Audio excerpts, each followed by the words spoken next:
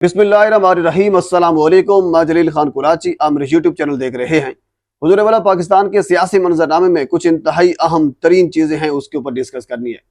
एक तो जो दलेर जज साहब थे, जो ये कहते थे कि मैं दलेर हूँ, मैं दिलावर नहीं हूँ, मैं फैसला मेरिट के ऊपर करूँगा, आज वो भाग गए और इस कदर भागे और इतना भागे जिसकी कोई हद ही नहीं है।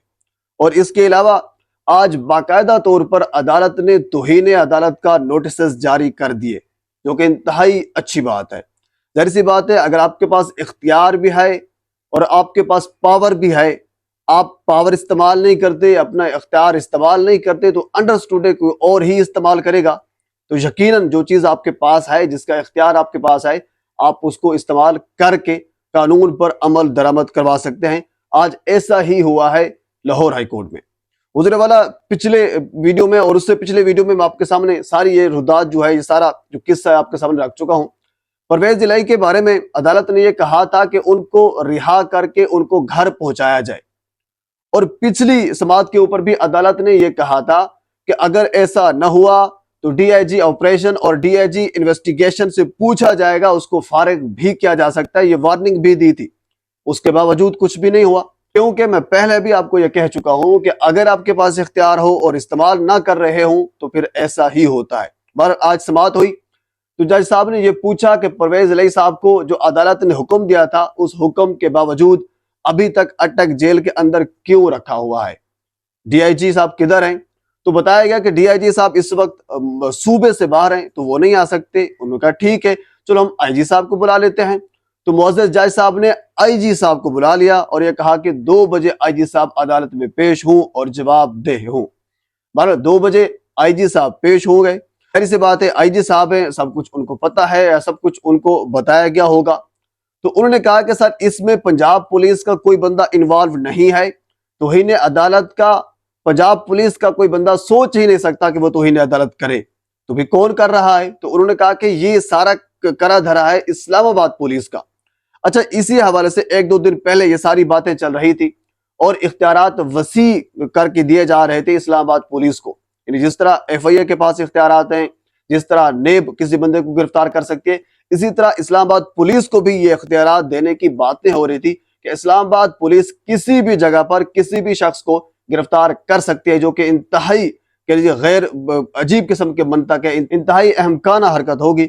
मेरे ख्याल में मुतलका जो पुलिस अफसरान है, उनकी यह जिम्मेदारी बनती है कानून पर अमल दरामद करवाना। अगर आपने उनसे कोई काम ही नहीं लेना तो फिर सारी पुलिस ही खत्म कर दें। पंजाब सिंध किसी सूबे की पुलिस ना हो, सिर्फ इस्लामाबाद पुलिस हो, तो उसी से काम चलाया जा सकता है। अगर आप ये समझते हैं तो उससे काम चलाया जा सकता है, तो फिर सारी पुलिस, बाकी हम क्यों इतने पैसे उस पर लगा रहे हैं, तो सारी खत्म कर दो। तो हुजूर वाला ऐसा नहीं हो सकता। जिनकी जिम्मेदारी है उनको वो जिम्मेदारी दी जाए। इस्लामाबाद पुलिस को इतने इख्तियारात देने की जरूरत क्या है? इसके पीछे बहुत से मुहर्रिकात हैं, उसके ऊपर डिस्कस करेंगे तो वीडियो काफी लंबी हो जाएगी। बहरहाल आईजी पंजाब ने यह कहा कि मेरा इसमें कोई बंदा इन्वॉल्व नहीं है, इसमें इस्लामाबाद पुलिस इन्वॉल्व है। तो ठीक है होगा। तो फिर जज साहब ने, जज अमजद रफीक साहब ने तौहीन अदालत के नोटिस जारी किए, किसको? आईजी इस्लामाबाद को, और ये कहा कि कल लाहौर हाई कोर्ट में परवेज इलाही को अटक जेल से निकालकर लाहौर हाई कोर्ट में पेश किया जाए। तो अब देखना यह होगा कि क्या कल आईजी इस्लामाबाद अटक जेल से परवेज इलाही को लाकर लाहौर हाई कोर्ट में पेश करते हैं, कानून पर अमल दरामद करते हैं, या फिर कह लीजिए कि अपनी मनमानी करते हैं या किसी और की मनमानी करते हैं। ये तो कल होगा। अगर अमल दरामद नहीं करेंगे तो अंडरस्टूड है फिर तौहीन अदालत। और याद रखिए, तौहीन अदालत कोई आम चीज नहीं है, इसके ऊपर वजीर आजम तक का बंदा जो है वो फारिग हो सकता है। गिलानी साहब की मिसाल आपके सामने मौजूद है। इवन के इमरान खान ज़ेबा चौधरी वाले केस में आपको याद होगा, उन्होंने माफी मांगी थी ज़ेबा चौधरी साहबा से, मुअज़्ज़ज़ जज साहबा से, उसके बाद फिर उसकी जान छूटी थी। यानी तौहीन अदालत कोई आम चीज नहीं होती। तो ये बाकायदा नोटिस जारी हो गए हैं, जो कि इंतहाई अच्छी बात है। मैं इस हवाले से खुश हूं। मैं ये समझता हूं कि जिस बंदे का, जिस शख्सियत का जो इख्तियार है, जो ताकत है, उसको इस्तेमाल करनी चाहिए, ना कि उसकी ताकत इख्तियार कोई और बंदा इस्तेमाल करे। और इसी तरह ताकत के हवाले से अब हम साइफर वाले केस के ऊपर भी थोड़ी सी डिस्कस कर लेते हैं। एक मुअज़्ज़ज़ जज साहब अब्बुल हसनात ज़ुल्करनैन, जिन्होंने समाअत की और उन्होंने कहा वकला को कि मैं दिलावर नहीं हूँ, मैं दलेर हूँ, मेरिट के ऊपर फैसला होगा। मैं इमरान खान से जब मैंने मुलाकात की थी, यानी इमरान खान जब पेश हुए थे जज साहब के सामने, تو اس وقت وہ انہوں نے کہا کہ میں نے عمران خان کو یہ کہا تھا کہ میرٹ کے اوپر فیصلہ ہوگا، میں دلاور نہیں ہوں، میں دلیر ہوں، وغیرہ وغیرہ، یعنی بہت سی باتیں کی گئی تھی۔ اب موصوف جو ہے تقریباً ایک ہفتے کے لیے عدالت میں نہیں بیٹھیں گے، کوئی اور کام کریں گے۔ وہ جج صاحب تقریباً 11 تاریخ تک عدالت میں نہیں بیٹھیں گے۔ اب آپ کو تھوڑی سی بات ساری سمجھاتا ہوں تاکہ آپ کو اس چیز کی سمجھ ہے۔ اصل میں مسئلہ یہ ہے کہ 16 تاریخ کو چیف جسٹس سپریم کورٹ عمر تا بندیا ریٹائر ہو رہے ہیں۔ اس کے بعد پھر آ جائیں گے قاضی فائز عیسیٰ، اور قاضی فائز عیسیٰ یعنی ایک تاثر جو بنایا جا رہا ہے یا پھر جو تاثر عوام میں عام ہے وہ یہ ہے کہ قاضی فائز عیسیٰ بالکل مخالف ہے پاکستان تحریک انصاف کا، کیونکہ تحریک انصاف کے دور میں ان کے اوپر کیسز ہوئے، ان کو نااہل کروانے کی کوشش کی گئی، وغیرہ وغیرہ، مختلف قسم کے جو پرسپشن ہے اب معاشرے میں پھیلی ہوئی ہے۔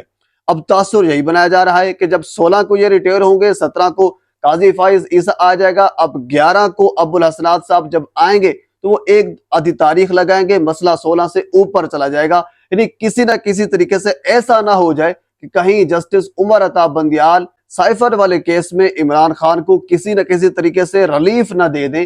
اس ریلیف سے بچانے کے لیے یہ سارا ڈھونگ جو ہے وہ رچایا گیا ہے، اور جج صاحب جو ہیں وہ دلیر جج صاحب جو ہیں وہ اتنے بھاگے ہیں، ایک دو دن کے لیے نہیں، پورے ایک ہفتے کے لیے بھاگے ہیں، اور جناب تب واپس آئیں گے جب پیچھے سے سارا کھیل جو ہے وہ ختم ہو چکا ہوگا۔